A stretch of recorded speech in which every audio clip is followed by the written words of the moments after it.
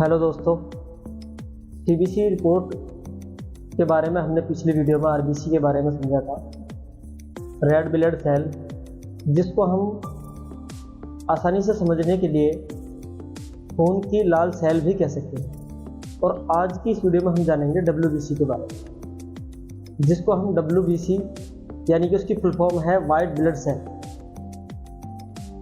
और इसको हम आसानी से समझने के लिए खून की सफ़ेद सेल भी कह सकते हैं। तो दोस्तों, इस वीडियो में हम क्या क्या जानेंगे।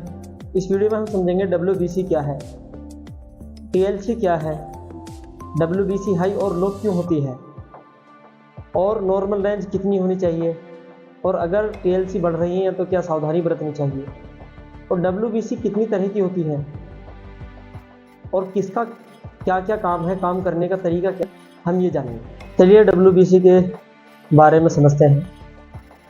डब्ल्यूबीसी का पूरा नाम है वाइट ब्लड सेल।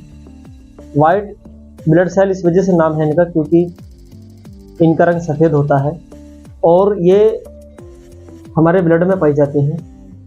ये हमारे बॉडी की आर्मी है, हमारी बॉडी की हिफाजत करती हैं बीमारियों से, बैक्टीरिया से। जब भी हमारी बॉडी के अंदर कोई बैक्टीरिया आता है तो ये उससे लड़ती हैं, उसको ख़त्म करके हमारी बॉडी की हिफाजत करती हैं। कुल मिलाकर इनका काम बॉडी की हिफाजत करना होता है। टीएलसी क्या है? डब्ल्यूबीसी की टोटल गिनती को टीएलसी कहते हैं। अगर हमारे ब्लड में टीएलसी बढ़ी हुई आती है तो हमें सोचना चाहिए कि हमारी ब्लड के अंदर कोई बैक्टीरिया है या कोई इन्फेक्शन है। तो टीएलसी इसलिए बढ़ती हैं, जैसे आपने देखा होगा कि कई बार कहीं पर दंगे होते हैं या कहीं जंग छिड़ती है तो वहाँ पर ज़्यादा आर्मी, ज़्यादा पुलिस भेजनी पड़ती है उस दंगे को ख़त्म करने के लिए।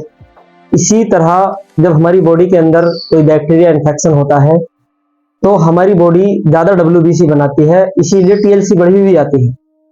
अगर टीएलसी कुछ लिमिट से ज़्यादा बढ़ जाती है, जैसे कि 50,000 से लेकर 1 लाख, तो ये इशारा होता है कि ब्लड कैंसर की ओर इशारा होता है। 99% चांस है कि उस पेशेंट को ब्लड कैंसर हो सकता है।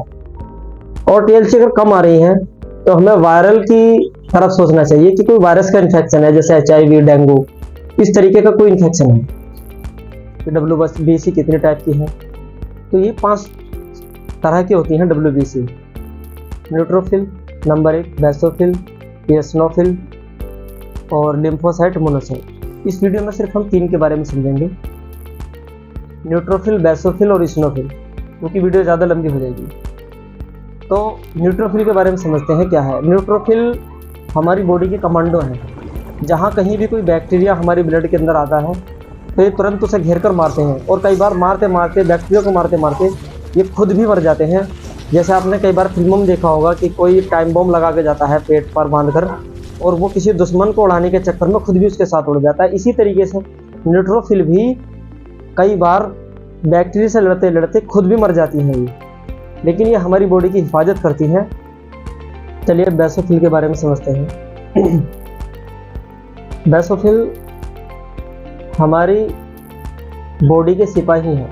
ये भी खून के अंदर रहते हैं और ये छुप कर देखते रहते हैं कि कोई हमारी बॉडी के अंदर बैक्टीरिया या वायरस या कोई भी अदर सब्सटेंस जो हमारी बॉडी को नुकसान पहुंचा सकता है, ये देखते रहते हैं कि कोई ऐसी चीज़ आ तो नहीं रही जो बॉडी को नुकसान पहुंचाएगी। अगर इनको लगता है कि बॉडी के अंदर ऐसी चीज़ आ रही है जो नुकसान पहुंचा सकती है तो ये तुरंत अलार्म बजा देते हैं। अलार्म बजाकर ये अदर डब्ल्यूबीसी को बुलाते हैं ताकि अदर डब्ल्यूबीसी आए और उस नुकसान पहुंचाने वाले बैक्टीरिया पर हमला करें। ये किस तरीके से अलार्म बजाते हैं? ये हिस्टामिन हार्मोन छोड़ते हैं वहाँ पर। जैसे ही हिस्टामिन हार्मोन छोड़ते हैं तो ब्लड वेसल चौड़ी हो जाती है। जैसे मान लो रास्ता ऐसा है तो रास्ता इतना चौड़ा हो जाएगा। अब रास्ता चौड़ा हो जाएगा तो ब्लड ज़्यादा आएगा, यहाँ पर ब्लड ज़्यादा आएगा तो ब्लड के साथ में डब्ल्यूबीसी भी आएंगी और वो वहाँ कर उस पर अटैक करेंगी और उसको मार देंगे। एसिनोफिल के बारे में समझ लेते हैं। ये भी हमारी ब्लड के सिपाही हैं। ये एलर्जी करने वाले जो सब्सटेंस हैं उनसे लड़ते हैं, और पेट के अंदर अगर कीड़े हो जाते हैं ये उनसे लड़ते हैं, उन्हें मारने की कोशिश करते हैं। कई बार ये ज़्यादा बढ़ जाते हैं। इनके ज़्यादा बढ़ने से भी हमारी बॉडी में परेशानी होती है। क्या परेशानी होती है? अस्थमा हो जाता है, सांस लेने में परेशानी होती है, एलर्जी होती है। अब सवाल ये पैदा होता है कि जिनके ज़्यादा होने से दिक्कत क्यों होती है? इनके ज़्यादा होने से दिक्कत इसलिए होती है क्योंकि ये हमारी बॉडी का इम्यून सिस्टम हाई कर देते हैं, ज़्यादा कर देते हैं। और बॉडी का इम्यून सिस्टम ज़्यादा होने से वो अपनी ही बॉडी की सेल को डैमेज करने लग जाता है, उसको नुकसान करने लगता है। दोस्तों, उम्मीद करता हूँ कि ये वीडियो आपको समझ आई होगी। अगर फिर भी आपके मन में कोई डाउट है तो आप कमेंट सेक्शन में पूछ सकते हैं, आपको जवाब दिया जाएगा। उम्मीद करता हूँ ये वीडियो आपको पसंद आई होगी। Thank you.